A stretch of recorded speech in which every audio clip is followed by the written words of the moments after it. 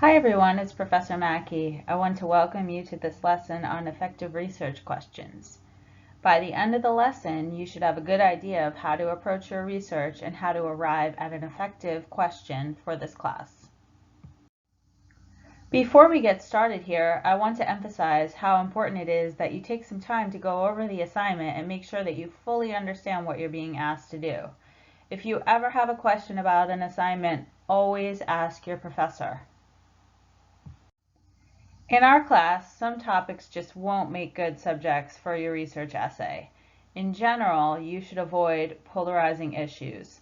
Logical thinking is difficult when people's emotions are running high, which is what happens when people are sharply divided on an issue. You should also try to avoid matters of faith or belief. These things are personal, and while you might research these topics in a philosophy or religious studies class, they're generally not good avenues to pursue in a composition class that deals with more concrete issues. And then finally, try to avoid matters of personal taste, which really don't rely on objective evidence and can't be verified. In our class, you want to find a research question that meets the 4 C's.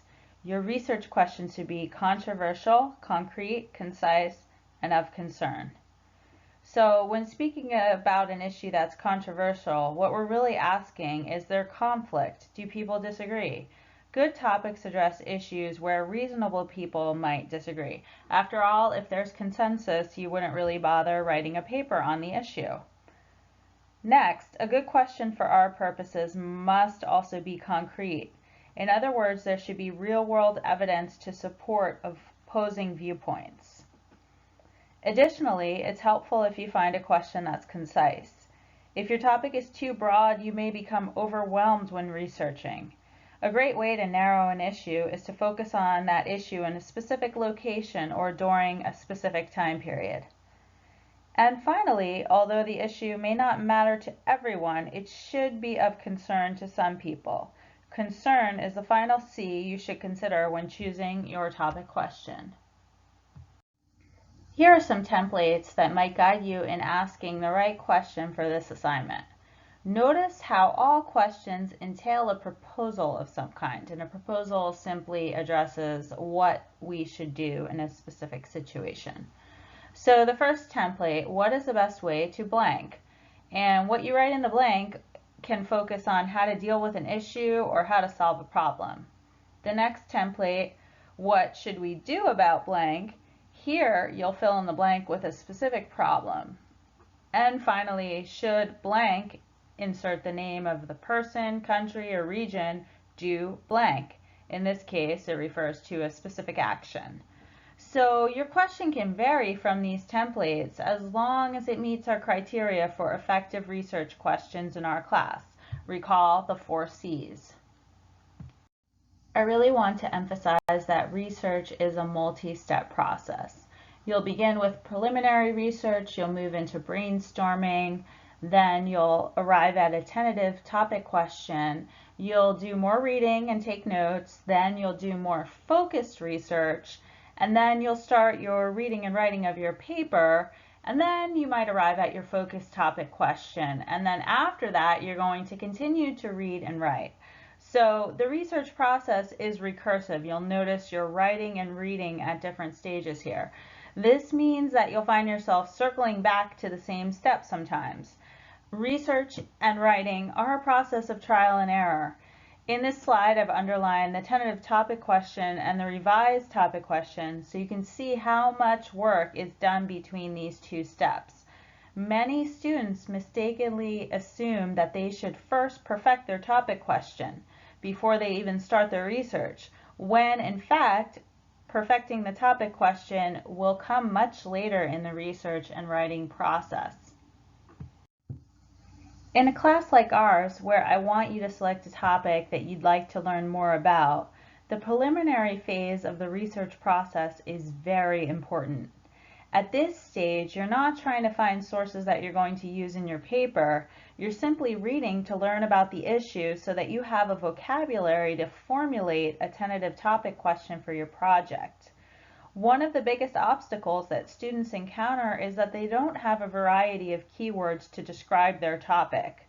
If your keywords are lacking, your search results will come up short. Tertiary sources are a great place to start your preliminary research. An example of a tertiary source would be an encyclopedia or a reference book.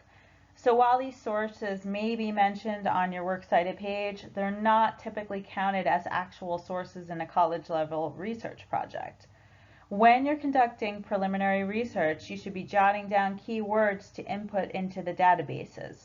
Remember that a library database will not infer meaning in the same way that Google will, so you'll have to be very precise when entering your search terms.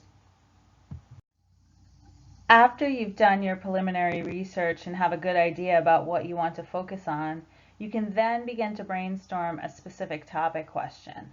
Once again, reading is helpful during this phase, as it is during every phase of your research process. Writing is also a great way to figure out what you think, as the process of free writing or discovery drafting often helps to clarify one's thinking and generate new ideas. A free write or discovery draft isn't meant to be used as part of your final paper, but rather it's a tool to help you figure out what you think through the process of writing. While most people prefer to free write to get started, some students like writing outlines, lists, or cluster diagrams to brainstorm ideas about a topic. You should experiment with different brainstorming methods to see what works best for you. In addition to written brainstorms, try talking about your topic with a well-informed family member, a colleague, or a friend. If you're feeling blocked, talking to someone can be a very good way to generate ideas and clarify your thinking. Remember that the preliminary research and brainstorming that you'll do will make it much easier for you to find usable sources and conduct focused research on your topic. During the focused phase of your research process, your topic question will become much clearer. When you conduct focused research, you're looking for sources that you can actually use in your paper. These sources should be of a high quality, although they need not be scholarly. For some topics, you may find yourself relying more on newspaper or magazine articles, which is fine. I want to share this quotation as evidence that finding the right topic question takes time and work. According to the 8th edition of the MLA Handbook, quote, selecting an appropriate topic is seldom a simple matter. Even after you discover a subject that attracts your interest, you may well find yourself revising your choice, modifying your approach, or changing topics altogether. If you do decide to change topics, always email your professor to confirm that this is okay.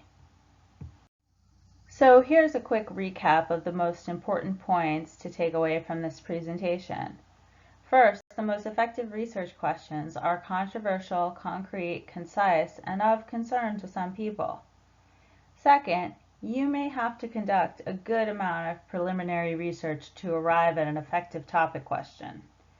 In our class, your ultimate goal is to have a true learning experience, to open your mind and to carefully consider all sides of the debate before you arrive at a conclusion. In closing, I want to congratulate you for completing this lesson. At this point, you should know how to approach preliminary research, and you should understand the time and effort that it takes to arrive at an effective topic question. Thank you for watching.